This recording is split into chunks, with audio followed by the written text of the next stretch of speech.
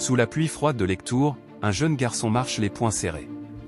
Il n'a ni nom, ni titre, ni avenir assuré. Mais dans ses yeux brûle une lumière que même la misère ne peut éteindre.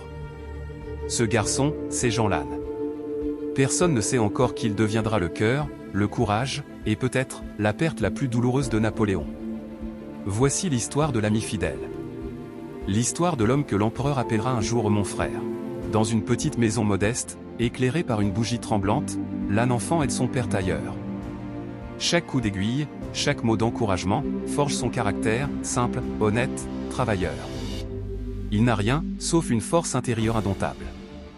Le destin des grands hommes naît souvent dans la pauvreté. Et Lannes, même sans le savoir, commence déjà son ascension.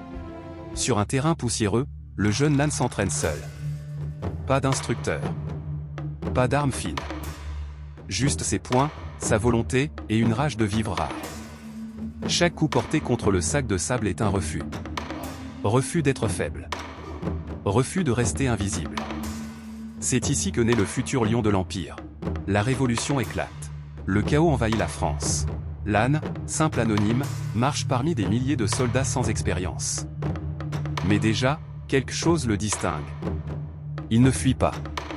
Il ne recule jamais. Dans la tourmente, les héros se révèlent, et Lannes commence à briller sans le vouloir. Au milieu de la fumée et des cris, Lannes avance, sabre levé. Le tonnerre des mousquets résonne, les hommes tombent, la terre tremble. Mais lui reste debout. Il protège, il guide, il inspire. Cette première bataille marque son âme, et annonce un destin exceptionnel. Sur une colline, un jeune général observe la bataille. Napoléon Bonaparte. Son regard s'arrête soudain sur un soldat qui se bat comme si chaque vie dépendait de lui. « Qui est cet homme » demande-t-il.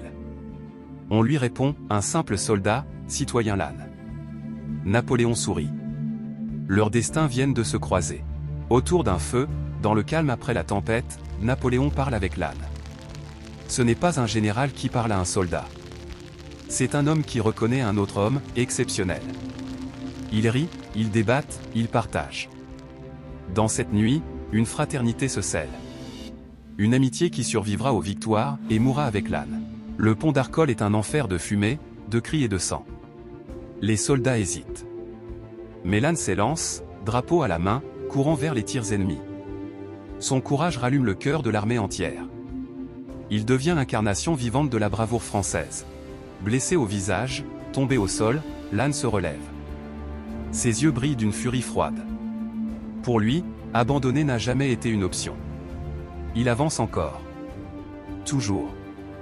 Contre la douleur, contre le danger, contre la mort elle-même. Au milieu du chaos, il aperçoit des soldats coincés sous les tirs. Sans réfléchir, il fonce. Il hurle leur nom, les tire par les bras, les couvre de son propre corps. Lannes n'est pas seulement un guerrier. Il est un protecteur. Un homme qui meurt pour les autres, pas pour la gloire. Une explosion secoue le sol. Poussière, flammes, hurlements. Et au milieu, Lannes, debout, guidant ses hommes comme un phare dans la nuit. Il transforme le chaos en victoire. Il devient indispensable, irremplaçable. Napoléon, voyant Lannes blessé, accourt. Il déchire un morceau de tissu et panse lui-même sa plaie. Aucun empereur ne fait cela. Sauf pour un frère. Une amitié rare, profonde, éternelle est scellée dans cette scène. Lorsqu'on proclame Lannes maréchal, le peuple acclame, les drapeaux flottent. Mais lui reste humble. Il ne voit pas la gloire. Il voit seulement la confiance de Napoléon, et la lourde responsabilité qui l'accompagne. À Austerlitz, dans un brouillard doré, les silhouettes avancent. Lannes mène son corps d'armée avec une précision parfaite. Il est calme. Il est sûr. Il est imbattable. Ce jour-là, l'Europe entière apprend son nom. Avant la charge, un silence lourd tombe. Lannes respire profondément. Il pense à sa famille, à son amitié avec Napoléon. Puis il murmure. Si je tombe, que ce soit en homme. Et il s'élance. Sous les tirs, sous les cris, Lannes reste un roc. On l'appelle le lion de Montebello. Il dirige, protège, inspire. Chaque soldat se sent plus fort en le suivant. Il n'est pas un maréchal, il est une légende vivante. À Essling, le ciel est noir, les ponts s'effondrent, les hommes tombent. L'âne lutte contre une armée, et contre le destin. Son courage semble défier la mort, mais la mort observe. Un boulet frappe. Le sol s'arrache. Le temps se fige. L'âne est projeté, son corps brisé. Un héros vient de tomber. Mais un frère est en train de mourir. Lorsqu'il apprend la nouvelle, Napoléon lâche tout.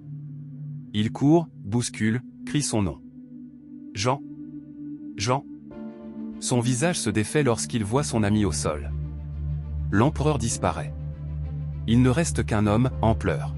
Napoléon prend sa main. L'âne murmure. Je meurs comme j'ai vécu, fidèle. Napoléon baisse la tête, incapable de parler. Deux frères, séparés par la mort. La pièce est blanche, silencieuse. Les médecins font ce qu'ils peuvent, mais le regard de l'âne se trouble. Il sait. C'est la fin. Il pense à son ami, et sourit faiblement. Le souffle de l'âne devient léger, fragile, puis s'arrête. Le monde continue. Mais dans le cœur de Napoléon, une lumière vient de s'éteindre pour toujours.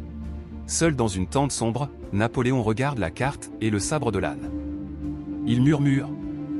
J'ai perdu le meilleur d'entre nous. Jamais plus il ne sera le même. La gloire a un prix, et ce prix, c'est l'âne. Au pied du monument de l'âne, le vent souffle doucement. Une voix semble dire. La loyauté ne meurt jamais. Et aujourd'hui encore, l'histoire se souvient. De Jean l'âne. Le fidèle ami. Le frère de Napoléon. L'homme dont l'amitié vaut un empire.